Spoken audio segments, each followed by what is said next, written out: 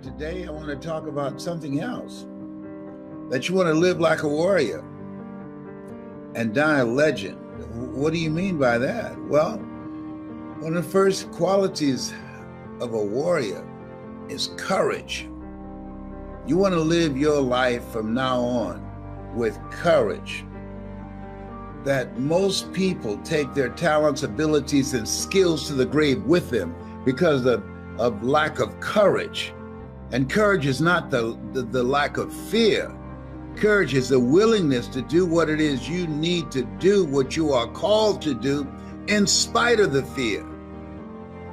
You don't want to live a fear-driven life because you're depriving yourself, your family, and the world that you came here to do something. That's why we're told constantly in the book of life, be of good courage. Because there's stuff that's going to happen that requires that you have courage, that you stand up inside yourself and face it and handle it. Most people in a fearful situation, they forget everything and run, but there are few that in a fearful situation, they face everything and rise with courage. And that's who you are. That's why you're listening to me now, because there's something you want to do. And when you're going outside of your comfort zone, it takes courage. Most people, the majority of people, die within their comfort zone. They're not risk takers. They go through life trying to play it safe. Let me share something with you. There's no safe position in life. If we don't know anything else, if we have not learned anything else from the coronavirus, there's no safe position in life. You can't get out of life alive. You got to die to leave here. And so this is a time that you want to live your life full and do the things that you think about. Sure, you want to keep social distancing from people and from particularly toxic, negative, energy draining people. You want to keep social distance from them. Why? Because people rub off on you. But you're here to do the greater work. You're here to do something. You've got to live life like you mean it. When I decided to speak, I went at it hard because I didn't want to be just a speaker. I wanted to be a speaker that stood out, that made a national and global impact. And you can do that too. That's why you're listening to me. You have some talent, you have some knowledge, you have some experiences, you've seen some stuff. And there's some things in you don't want to take to your grave with you. So when you live like a warrior, you live courageously, you're fearless. Here's something else. When you live like a warrior, you honor your commitment. Commitment is major. See, when you decide that you're going to do something, when you commit yourself to live a life that's different than the life that you lived in 2020, you hold yourself to a higher standard. You're seeking something. You're pushing the envelope. You are challenging yourself. You are willing to walk by faith and not by sight. And you know, as a warrior, that there's a dramatic difference between being a warrior and being a worrier. Anybody can worry, and a lot of people are worried right now. Oh, the new virus coming, and it's even more lethal and spreads easier. Okay, got that. All right. And you got to eat. You got to pay the rent, you got to pay the mortgage, you got to pay the car note. I learned a long time ago the best way to get back on your feet is to miss 3 car payments. Come on. Yeah, but you don't want to be reckless. You don't want to die for a job. No. If somebody asks you, hey, sign here, and in the event you get sick, you go on sewers. Do I look like Mr. Kadumbo? No. Create something else. Life is saying no. Don't put your life on the line saying, oh, I got to eat. I can either starve to death or I sign this and risk dying and leaving my family so they can starve without me. No, you can create something else. You have other options. Don't be limited in your thinking. I did that for years. For years. Because I knew radio, I did it extremely well. And when I was fired, I was dumbfounded. What am I going to do now? Guess what? Learn something new. That's what. If you're willing to learn. See, most people aren't willing to learn. That's why I say, well, if I don't sign this agreement, my family will die. They'll just starve to death. Are you kidding me? Come on now. No. Don't sign anything that says that if you get sick, they're not liable, because they know that there's a high risk that you might get sick, and they want you to be on your own. If you don't learn anything else, remember the name Herman Cain, who was sitting on the front row at a rally, proud, no mask. We got back to Atlanta, he had to go to the hospital. He said, no big deal. And now he's out of here 5 days later. They don't even mention his name. You talk about proud and involved on radio every day promoting the right. They don't mention his name as if he did not exist. Come on. Come on. This life is challenging us. In life, when you don't have enough courage or insight, intelligence, expanded vision, that you have outgrown a situation and it's time to move on, life moves on you. I'd outgrown radio. And now I can come on anytime I want and you can see me too. So you got to put your foot down. You got to get an attitude. Because, see, we're all basically the same. We're all basically the same. The only thing that separates us are our habits.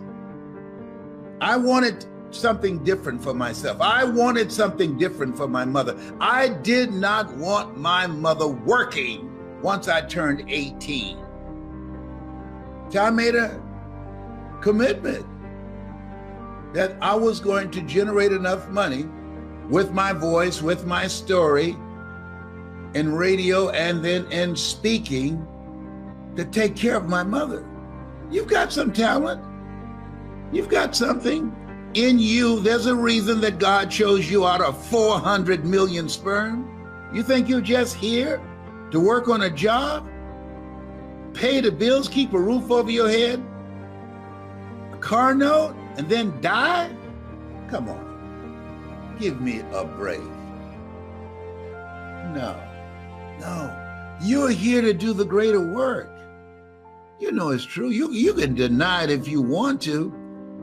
I don't know how low your consciousness is. I know some people, no matter what I say, they're not going to hear me. The state of consciousness they're in, this message is not for everybody. That's why Jesus said, he who has ear, let him hear. Let her hear. And the people that can hear me, if you can hear me in your heart, not in your ear, I'm not challenging you and your hearing aid. No, I'm saying what's in your heart. Where your heart is, there your treasure is also. When you live like a warrior, you are vigilant, you are courageous, you take initiative, you're ambitious, you have an expanded vision of yourself. You're going to take some chances on you. You're going to bet on you. You don't settle for any and everything when you're a warrior. And you got to be in fight mode. You got to be ready to fight. Life is a fight for territory. And once you stop fighting for what you want, what you don't want will automatically take over. I'm talking to you right now. I have some challenging pain in my body. But I had to fight to rise above that to come in here and talk to you now. I'm not going to let that stop me. I'm supposed to speak. I'm supposed to motivate and inspire people at a time that we need it now more than ever in the history of this country since we've been alive. And so, courage. Work on it. Raise the bar on yourself. Challenge yourself. Decide you're not going to be the same person in 2021 that you were in 2020. And the other thing is, and this is major, consistency. When I decided to be a speaker, I disciplined myself to memorize a minimum of 3 to 5 quotes every day. I didn't have any speaking engagements. The phone was not ringing to, hey, we'd like to book LesBrown. I was preparing myself. I want you, as we, in this second day of 2021, just expect things to be great for you. Expect them to be great because you're going to show up differently. You're going to be consistent.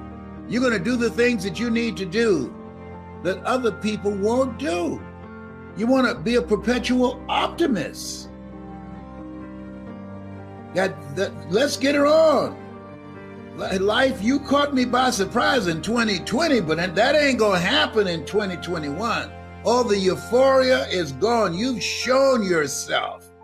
Oh, no. I'm not going to get caught up in the hoopla. No. This is a fight. You've taken something from me. We've been stripped. We've been stripped of personal touch. We've been stripped of spending personal, intimate time with loved ones and family members and friends. We've been stripped of gathering together. We've been stripped of a sense of assurance and faith. You've stripped us. No. And so when we look at this, we have to embrace the newness of this life. The reason I cut my hair, I want to remind myself when I look in the mirror, this is not the LesBrown that was in 2020. No. This is the one that's going to fight like a warrior and die a legend. I want you to have the mindset that you're going to make a greater impact. I want you to have the mindset that you're going to bring your family together. I want you to have the mindset that you're going to work on yourself. I want you to have the mindset that you're going to improve your health. I want you to have the mindset that you're going to create wealth. I want you to have the mindset that you're going to live an expanded vision of yourself, and you're going to go all in. All you can do is all you can do, and all you can do is enough. But make sure you do all you can do. A.L. Williams, come on now.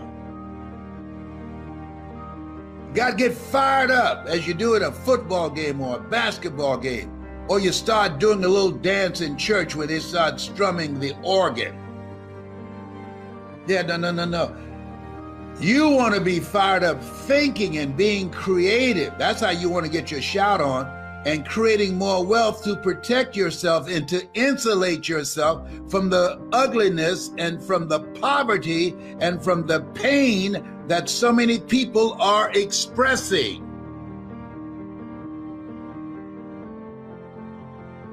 This is your time. And it can only be your time when you are willing, as you look in the mirror, when you get up in the morning, Lord, whatever I face today, together, you and I can handle it. All things work together for good, for those who love God and for those who are called according to his purpose. When you get up in the morning and you decide to live a courageous life every day, get up in the morning, you decide to make a commitment to live your greatest life. Get up in the morning in a spirit of gratitude and say, Lord, thank you for bringing me here. Thank you for dragging me into 2021. Thank you for protecting me and those I love. Thank you for the courage to go on, keep it moving. For those that did not make it, for my family members and friends that did not survive, I will live a life that will fill in the blanks for them, because I'm here because of your grace and mercy. I don't take it for granted that I'm still here. And as Orrin Hudson would say, the best day of my life. We're here. We're not taking a dirt nap. We're here. There's some people, no big deal. It's a big deal. We're here. Don't look past this. This life is to be lived. Life is for living, for being happy, for being productive. Herein my Father glorified, that ye bear much fruit. Much fruit. Not a life of being average or being mediocre. Much fruit. You've been chosen. Are you feeling me here? You've been chosen. You have been chosen for the greater work. And time to step it up. People who operate in darkness, they are relentless. They never stop. They don't take no breaks. They're always doing something. You get up in the morning looking at your phone and say, what happened now? Look at the news and say, oh my goodness, what's next? People who are spreading confusion and darkness and hate, they make it their full-time job to do that. And we have to make it our full-time job to fight back. We have to make it our full-time job. If they run over here, they will limp back. We have to make it our full-time job to fight for a future for our children, to live a life that will outlive us. Sometimes you got to be like Jesus was when he went in there and the disciples were drinking and playing bid whist. What? Y'all about to make me cuss up in there. Get out of here. Come on. Oh, yeah. And so many people, it's easy to get relaxed. Once after all the celebration, it's easy to get relaxed. No, there's work to do. See, you've experienced some setbacks. In order, see, when a car's driving, if the back wheels go the same rate as the front wheels, it will never catch up. So in order to catch up with the front wheels, you got to speed up. You can't be average. You got to put the foot to the floor. That's where we are. See, when you have lost your job, I don't know if you've experienced it, but I have. When you get 2 or 3 months behind on your bills, it takes more than 2 or 3 months to catch up. You're looking at somebody, I used to be so broke, I'd walk past the bank and trip the alarm. Oh, behave. Yeah. Yeah, you want to live like a warrior. When a warrior, you in fight mode. You are willing to do whatever it takes for you to discipline yourself, to dedicate yourself, to take the initiative, to embrace the newness of your life. You're God's instrument. When you embrace the newness of your life, new habits, new choices, new behavior, new friends, you set yourself up for miracles. Miracles are things that God does for you, through you, as you, and you know it's not you. And the only thing you can say when those miracles show up, look at God. Come on now. Come on. Yes. Thank you, Father. Thank you, Father. It's your time. This is your time. And it requires courage. It requires commitment. It requires collaboration with like-minded people. It's going to be a message that I believe that will resonate with you as it did with me. And it's something that I want you to think about your goals and dreams. Think about the things that you've said that you want to do with your life. And I think that this conversation that I'm going to have with you now will help you to begin to move with a sense of urgency, become more purposeful in how you approach your life and how you use your time, because of the fact that time is the lifeblood of life. And what you do with the time that you have left on the planet. Dealing with the coronavirus has done something for me. It helped me to begin to face the reality even more so that I have an expiration date, and not in a morbid sense, because nobody's figured out how to get out of life alive.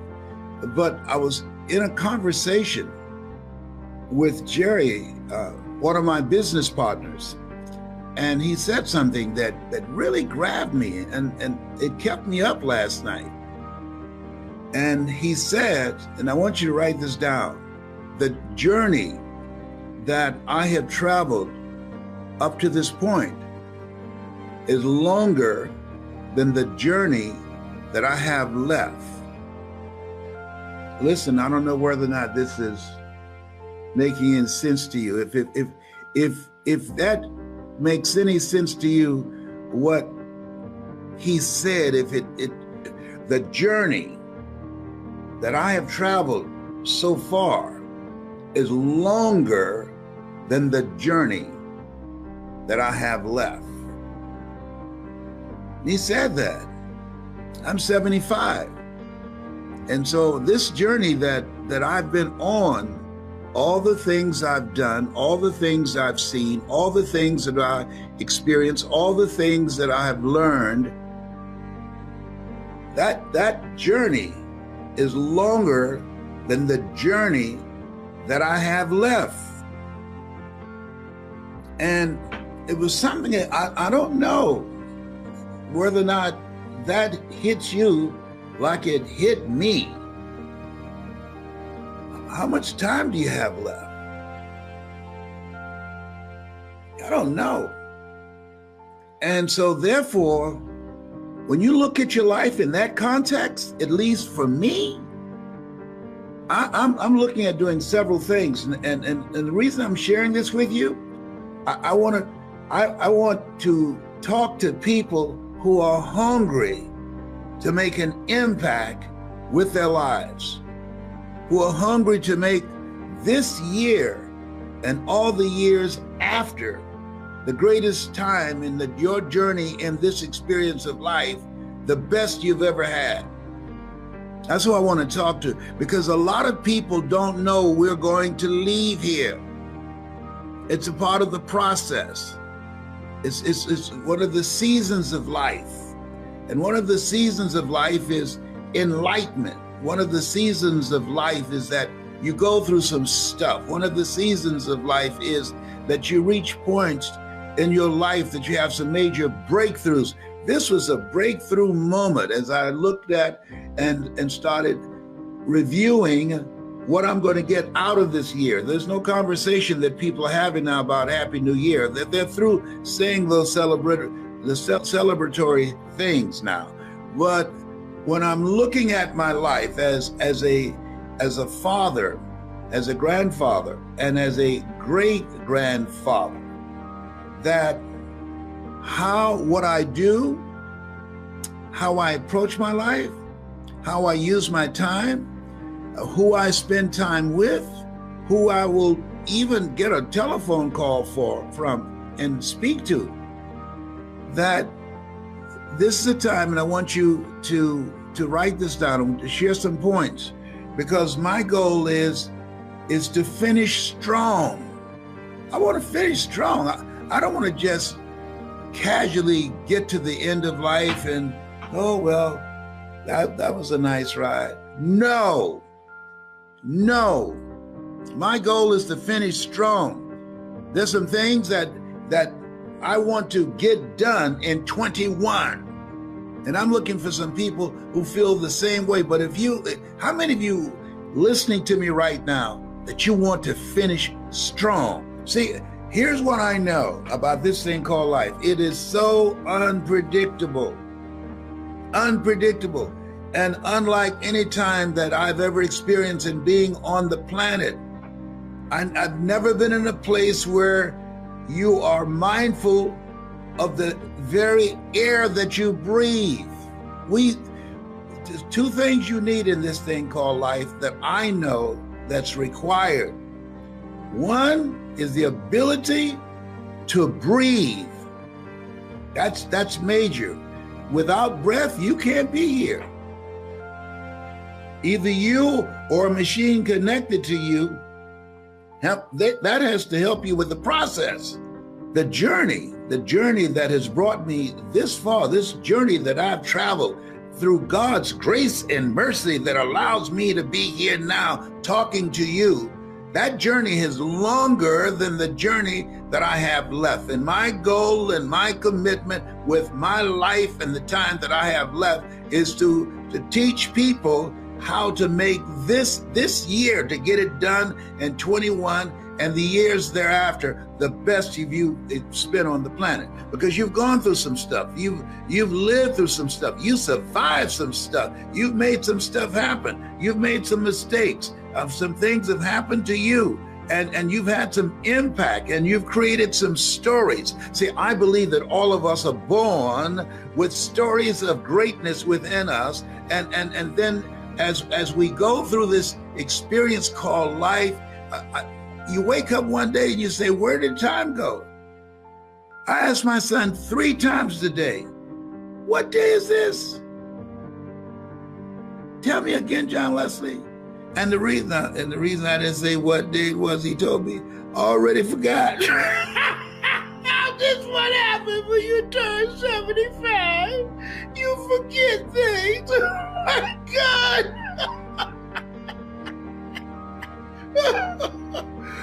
I used to ask my mother, Mama, why do y'all say, I thank the Lord for waking me up in my right mind this morning every Sunday? She said, don't worry, you live long enough, you'll find out. Okay, all right. Okay, all right. Let me collect myself. Okay. So I'm thinking about that.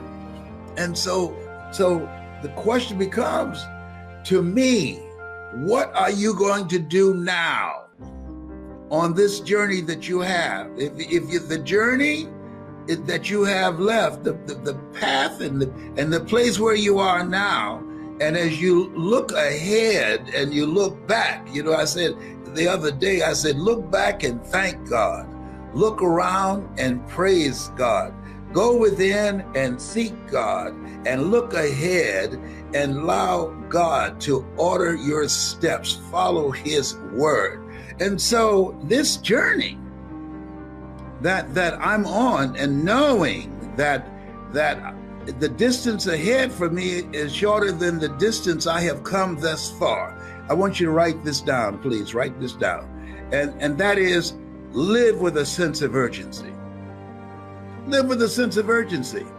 And people that are living with a sense of urgency, they spend their time doing things, one, that's them.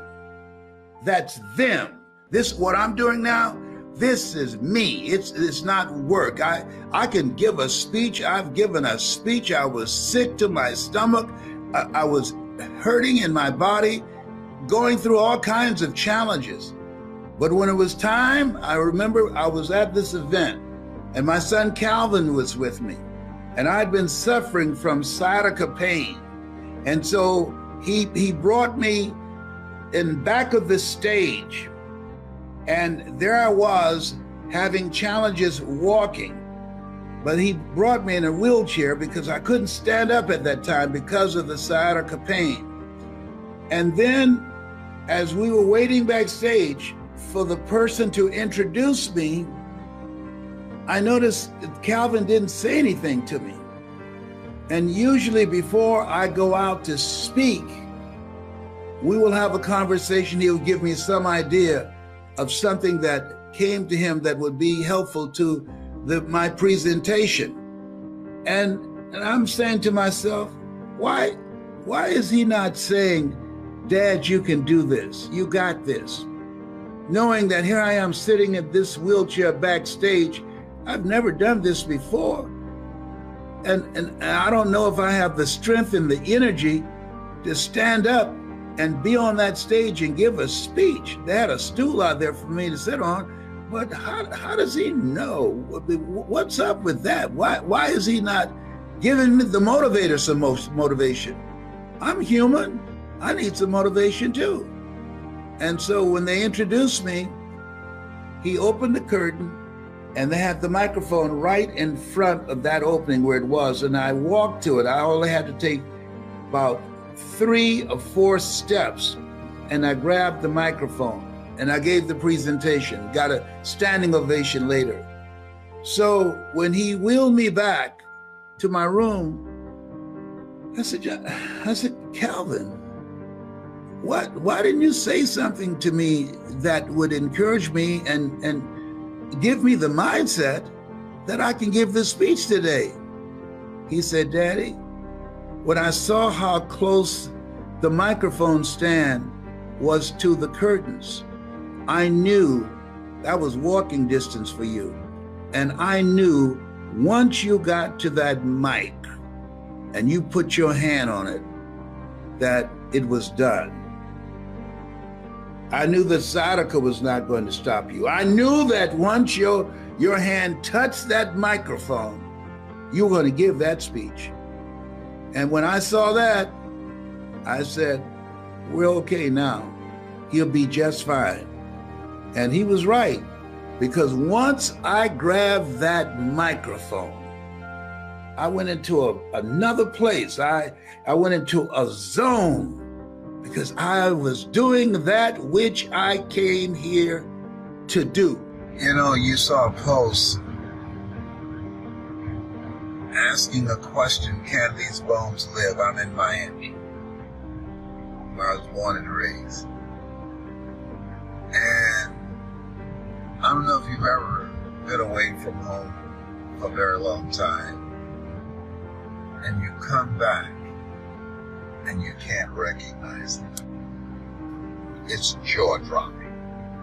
It's different. When I think about my life, when I left here, I had a youth program, and I was working with youth in Liberty City.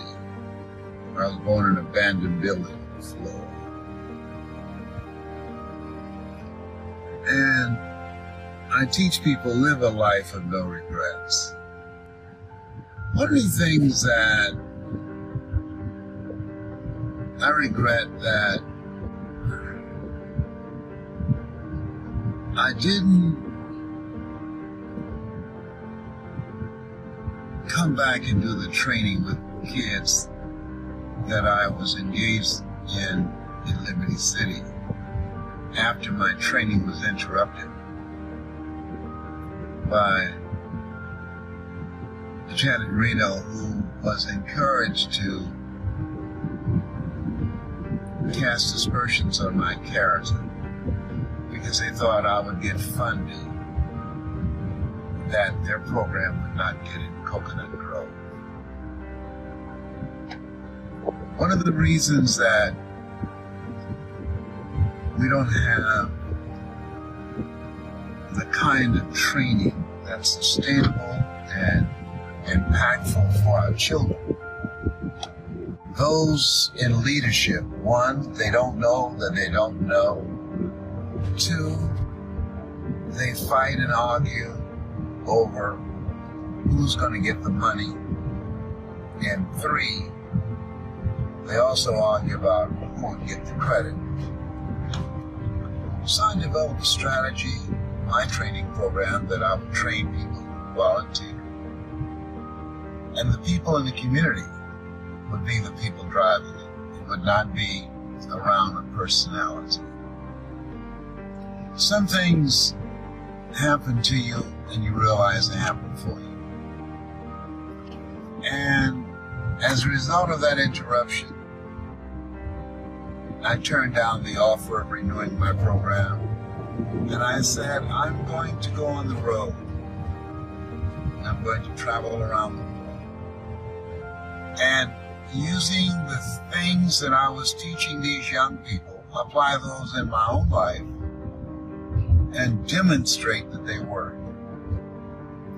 And after I earned my first million, which took me 3 years, I'll come back and do the program myself with no funds from the city.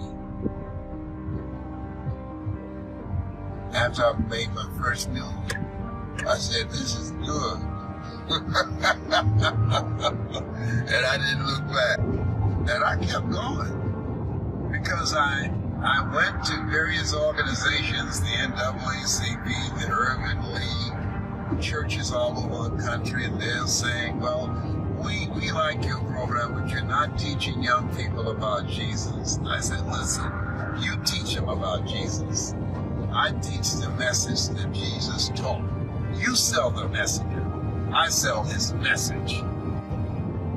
And if what you were doing was working so well, I wouldn't be here. But the truth of the matter, they weren't looking at how do we begin to create a self-development program that will give young people a positive image of themselves. They were vehemently opposed to that. They wanted me to teach young people Jesus will fix it. Jesus said, these things ye shall do, and greater things shall ye do. I'm 77 now. Can these bones live? A good friend drove me through Overtown and Liberty City. Nothing like when I came along. Can these bones live? Good question.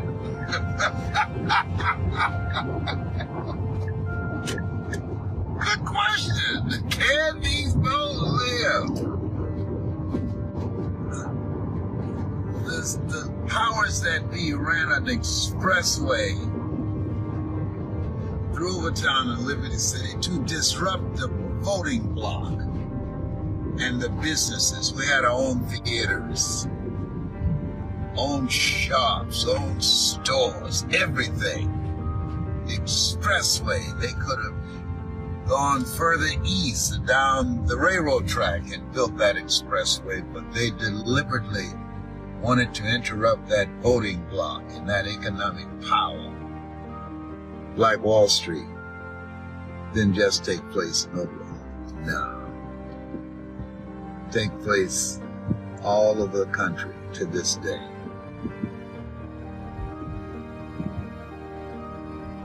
Here's what I know at 77. The ones that control the wealth, which is 1%, they create barriers that help the rich get richer and the poor get poorer. And the ones, the people like myself who break out in spite of, you gotta be hungry. That's what my new book entitled. You get it on Amazon. You got to be hungry. Racism ain't going nowhere. It's unfair world in which we live in. It's not fair that birds eat worms, and they do. What do you want to do with your life? We have an expiration date.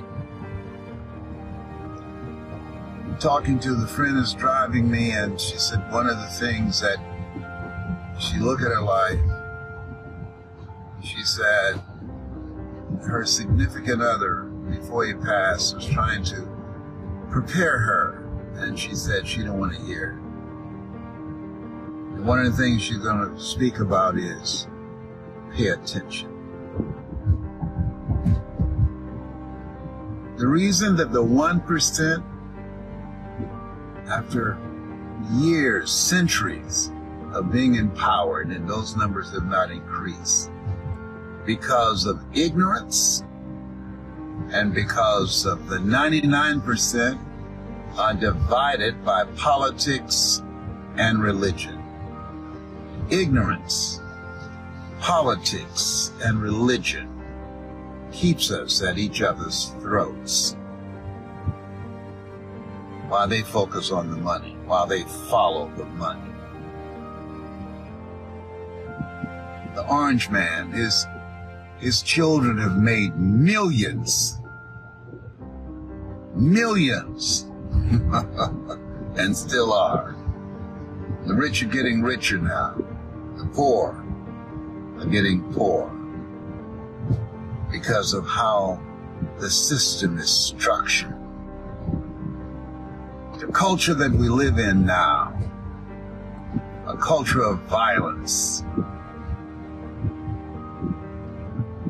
But cultures are created by people. A culture of violence and poverty created by people. And they can be changed by people. Can these bones live? Yes, absolutely. And the secret is to maintain commitment. Maintain commitment through all the frustrations, through all the disappointment and setbacks, to build a mental resolve, have a thirst for learning. You got to unlearn and relearn to increase your value and to create collaborative, achievement-driven, supported relationships. Can these bones live? Well, you know, Quincy Jones is a prophet. He had a song years ago. He said, everything must change. Nothing stays the same. Johnny, how are you? I love you. That's my spiritual son, Johnny Wimber. From the Hood to Doing Good. That's a good book. That's relevant today. When 1 out of 4 African-American males have been incarcerated, have a criminal background, gone astray. From the hood to doing good. And he's a young man that's brilliant, that is living a life of contribution and living a life of impact. One of my spiritual sons. This thing called life. We woke up this morning. We're still here. And that's a blessing. My goal is to teach you how to make the rest of your life the best of your life. I know a thing or two. I've been on the planet 77 years. I know a thing or two. And I know that everybody can't hear me. Everybody can't hear me. Only the few. He said the road to life is straight and narrow, and few there be that find it, because few there be that's looking for it. Majority of people just want to survive, just want to be entertained, just want to go out and buy an artificial booty. It's a boobs, it's a fly swatters. And they are hooked up, they are satisfied. Oh, behave. Oh my God. You know what I've learned to do? is just observe. Just watch. Watching people, it's fascinating. And you ask yourself, how can they live like that? Because that works for them.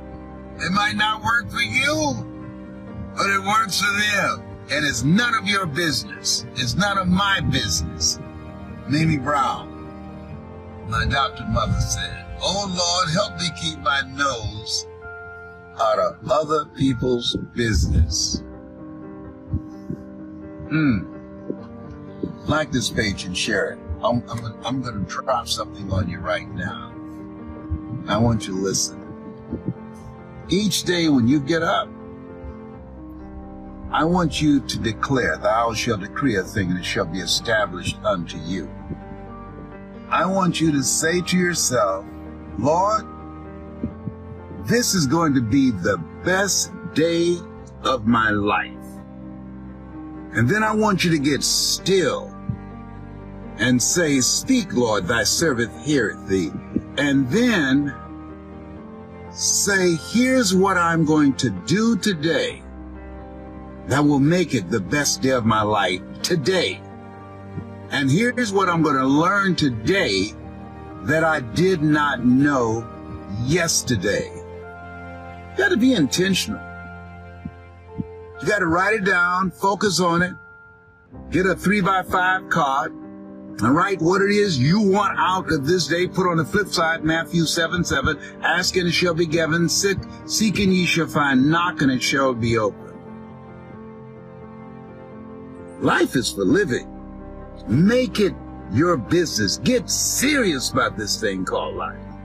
Yeah, I want to talk about that difference between, so you have the notion of figuring out who you really are, and I assume you mean beneath the labels. So people are telling me that I'm not smart, but that's not necessarily true. So I want to get down to that layer of what I'm really capable of. But you also talk about, we have this profound ability to change, and you talk about people needing to be relentless, like to relentlessly pursue that growth. I find that juxtaposition incredibly interesting, where you've got, there is a real you, which maybe you would call potential, and then there is the actualized potential. Is that how you see it, or is there something else there? Absolutely, there's a real you.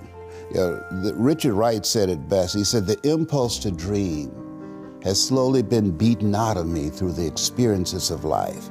So when you live in a culture that is designed to destroy your sense of self, where you are marginalized, where you have a feeling of being hopeless and powerless, and you're terrorized. I remember going downtown with my mother, and I saw a water fountain. I think I was about 5 years old, and I ran and I drank from the water fountain. All of a sudden, she grabbed me by the neck and said, "Don't you ever do that again," and start punching me in the back of my head and my face, and got me down on the ground, was punching me relentlessly. And I said, "Mama, please, it's me, Mama, it's me," with this crazed look in her eyes. And then a white policeman came, and he had a nightstick in his hand. He was hitting it in his left hand. He said, "Okay, all right, you beat that little nigger boy enough. Now, I won't have to beat him with this nightstick." And he walked away laughing. And my mother broke down and started crying and saying, "Leslie, I'm so sorry. I'm so sorry." I said, "Mama, why'd you beat me like that?" She said, "These water fountains are for white only, son. And if that cop had hit me with his nightstick, he would have to kill me. I'd have fought him till he killed me, and I'd left you and your brothers and sisters by themselves to raise themselves. I'm so sorry." And the book called Learned Optimism, Seligman talk about the fact that between ages 0 and 5, we determine what's available to us and what's not available to us. And so that was a defining moment. I knew there are certain things I could not do, certain places I could not go. They used to have signs on Miami Beach that said, "Jews, dogs, and coloreds not allowed." And so now you have to operate within the constraints of the dominant society and the things that they've created for you. And it's a challenge to see yourself beyond that. and to work to get outside of that, even after those laws have changed, because that has become so much a part of you, you unconsciously operate within the parameters of what has been put in place. Like you're driving on the expressway, the 405, and you'll get off on an exit that you weren't going in that direction, but you unconsciously did it because you've done it so many times that many people, because they're not making a conscious, deliberate, determined effort to think outside of what life has thrown at them, they end up doing the same thing over and over and over again. Einstein said that thinking that has brought me this far has created some problems that this thinking can't solve. And so through relationships, through reading, through studies, through goals and dreams beyond your comfort zone, it allows you to begin to live out of your imagination as opposed to out of your history. Disney said, the imagination is a preview of what's to come.